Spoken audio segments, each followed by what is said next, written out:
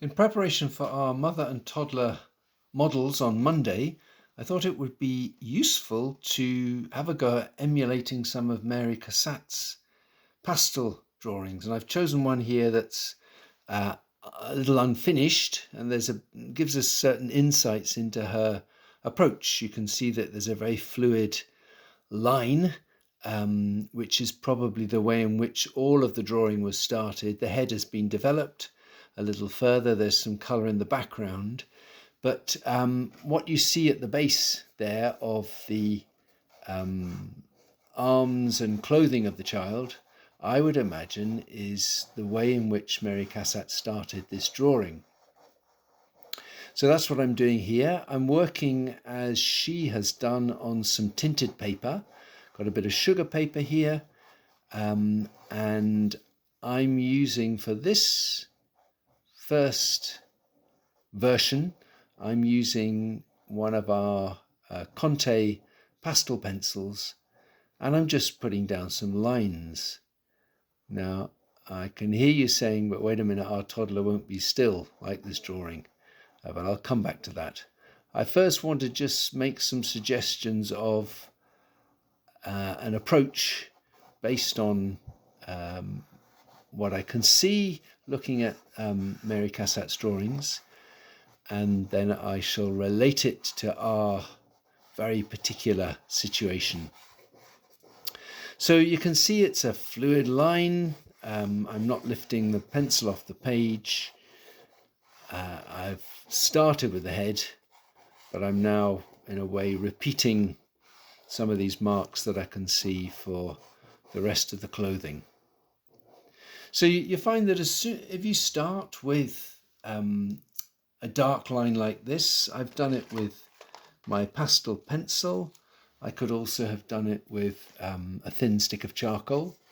The point is that it's a fluid line, and working on that grey paper, you quite quickly get a certain amount of form, because if you do that continuous line approach, then you will get a nice varied line, one that conveys form just through its variety. The other thing that's very useful about the grey paper is that anything that I put on, like if I go for just a bit of negative shape around this head, any of the drawing that I've done is held together by that tinted background. So if I put on some colour in the background, I might smudge it a little bit more, but just by building up something of a negative shape around the lines I've applied to the head, that makes the head stand out, and it's all unified by that background colour. A little bit of work in a similar way just with the hair. Oh, that's a black. I want to find a brown. A similar bit of work with some brown pastel, filling in the hair. Again, takes that head a step closer to being more three-dimensional. And then there are other areas of colour around the face. So you see hopefully where I'm going with this. I'm actually not dealing with colour in the face until I've applied all these other areas, these sort of negative shapes, which can help make the head stand out, but also give me a certain amount of colour against which to deal with the colours in the face. And then I'm just really going to fill the whole face area in with one colour.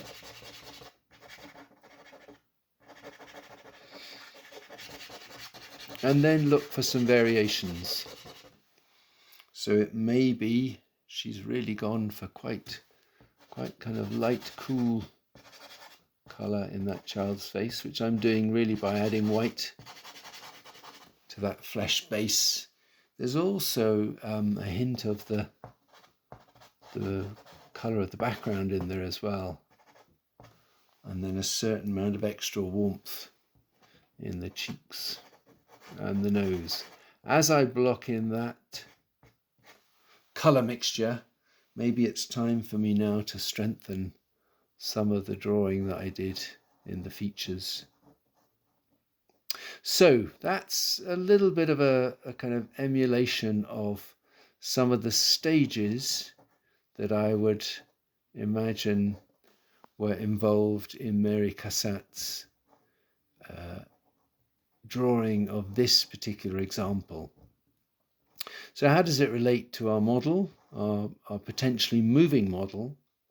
Well, what I suggest you do is have those colours, these ones that I've just been demonstrating, at your disposal. Maybe experiment a little bit just to see, to equip yourself with those particular colours. And then set about on the same page, having a number of drawings using the linear approach of our model. We'll expect our mother to stay still, but perhaps the 3-year-old will quite quickly get moving. And so I think there are certain things that you can start to get a grip on with your line drawing. You might do something of an outline of the hair and the ear. That's always very useful. Sometimes just putting a mark under the nose is a good way as well of getting a little bit more orientation into the features. And then you perhaps watch, what he gets up to, and set about maybe just working with 1 or 2 heads and shoulders might be a good way in first. Or else as your subject moves, you will find actually that you're able to work a little bit from memory. So let me put down a couple of heads here, so some head angles done from memory and imagination. And as my subject moves, well, I know what to do next. I can perhaps go on with a little bit of those stages that I showed you with my first example. Perhaps a little bit of having a colour for the negative shape, just to surround that head. Perhaps a bit more filling in of hair. And all the time you'll be watching your subject, and you might get another glimpse of something that helps you go a little bit further. In this case, it might be the features, or just carrying on with bits of clothing. As I've said at the beginning, this idea of being able to work with or work on the tinted paper means that actually whatever you do will be kind of more or less held together. You will end up more than likely with unfinished studies, but this combination of a moving, slightly elusive subject and your spontaneous response to that, your more instinctive response to that, will actually generate some really lively, exciting drawings. And gradually, I predict, we'll settle into a bit more of a process whereby sometimes you'll be drawing from what you see, sometimes you'll be drawing a little bit from memory, but you will gradually build up the materials, the colours that you want, both for head and shoulders, as I'm doing here, but also maybe for his clothing. And you'll be able to go quite far with making these notes in colour. So that's the plan. We'll be in in the new studio with our mother and toddler model. I will furnish you with pieces of sugar paper and some pastels, and I think the pastel pencil actually is quite good. It's nice and fluid, and if you don't press too hard at first, some of the lines you put down can just be ignored as you restate things.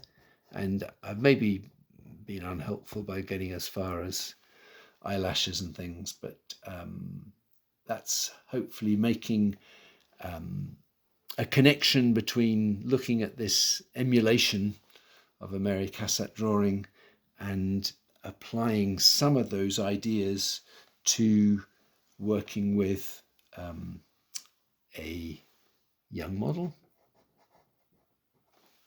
Okay, see you soon.